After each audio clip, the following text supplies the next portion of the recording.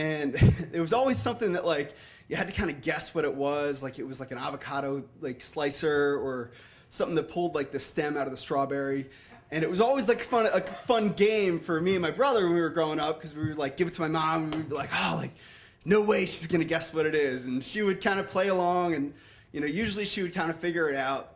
And it was always kind of a fun game until it stopped being a gift from my dad to when I was like 8 or 9 years old, and he would send me and my brother into the kitchen gadget store, and he said, pick something out for your mom.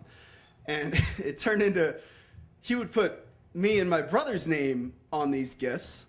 And, it was still, a really fun game for me and my brother. And every Christmas we would do the same thing, and my mom would try and guess what it was. And when it was from me and my brother, she was even more excited. And,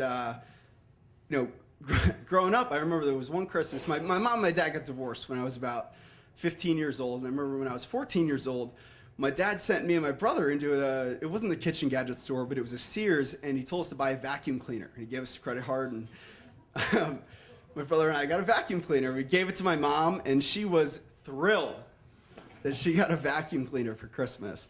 And later that year, my parents got divorced.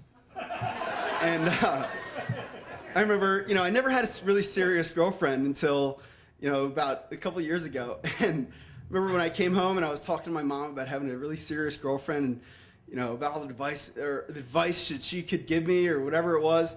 And, I remember the one thing she said, never give your girlfriend or wife kitchen gadgets.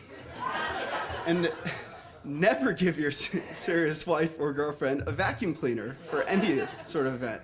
So I learned at the end of the day that maybe my dad was a great father, but he was not the greatest husband in the world. So that's my love hurt story.